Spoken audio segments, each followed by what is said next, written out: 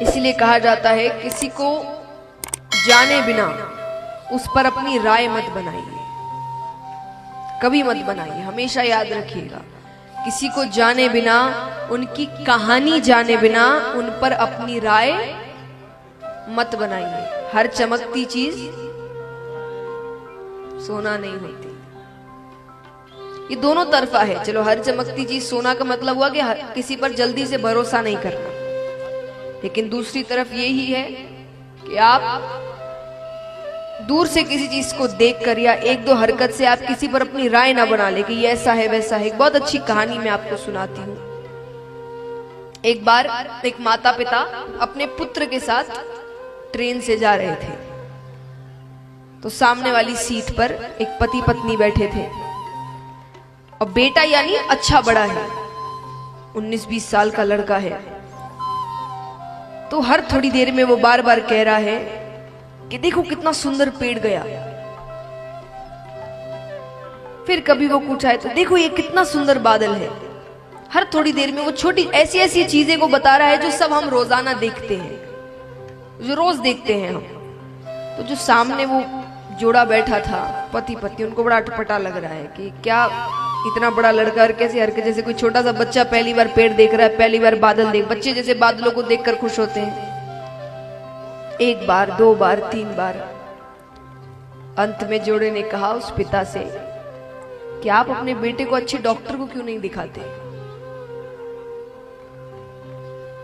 पिता ने कहा वही तो किया है, वहीं से तो आ रहे हैं। बोले मतलब? बोले मेरा बेटा बचपन से अंधा था, आज ही उसको आंखें मिली है,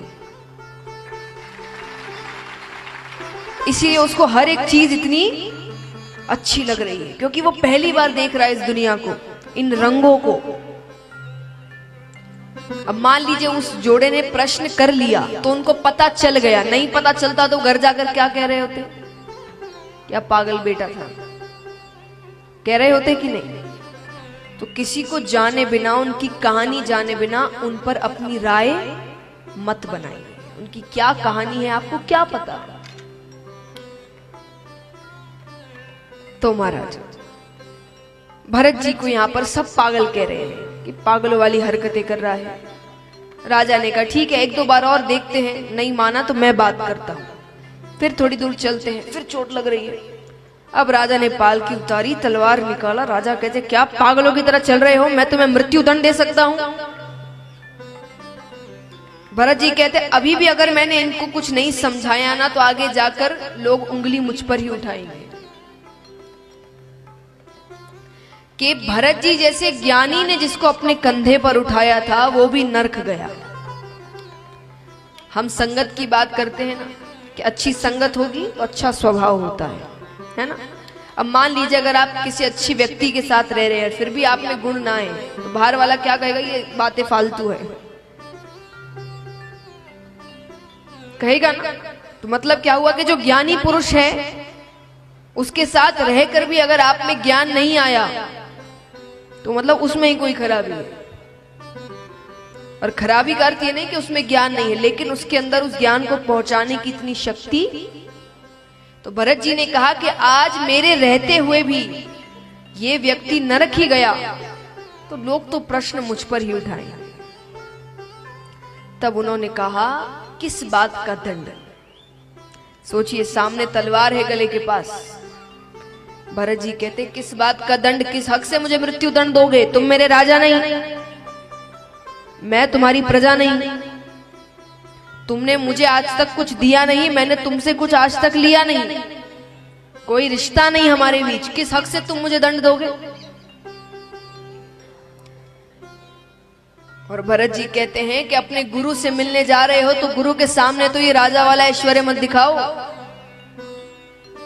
गुरु से मिलने जा रहे हो सुनते ही राजा रहुगुण, क्योंकि उन्होंने तो नहीं बताया वो कहां जा रहे हैं, यानी सामने वाला कोई ज्ञानी है, वो माफी मांगते हैं। भरत जी कहते हैं गुरु के सामने ऐश्वर्य नहीं दिखाते। मान लीजिए आप अपने गुरु के पास जाकर कहेंगे मुझे तो ये आता है, ये आता है, मैंने ये किया है, वो किया है, तो गुरु मन में क्या कह रहे होंगे, तो आया क्यों? जब सब आता ही है तो मेरे पास आया क्यों? यानी वो आपको अच्छे मन से कुछ सिखा पाएंगे? वही आप जाकर कहोगे मुझे तो कुछ नहीं आता, मैं तो आप पर निर्भर हूं, आपको मुझे छोटी से छोटी चीज सिखानी है। तो उन पर अब एक तरीके की जिम्मेदारी आ गई कि ये मुझ पर निर्भर है, मैंने नहीं सिखाया कुछ तो ये शायद आगे नहीं बढ़ पाएगा। तो वो पूर्ण रूप से आपको छोटी से छोटी चीज सिखाते हैं।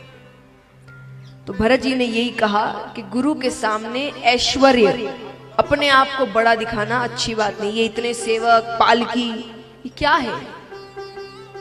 गुरु के सामने दीन बनकर जाओ कि जब उनके सामने जाओ तो उनसे बड़ा कोई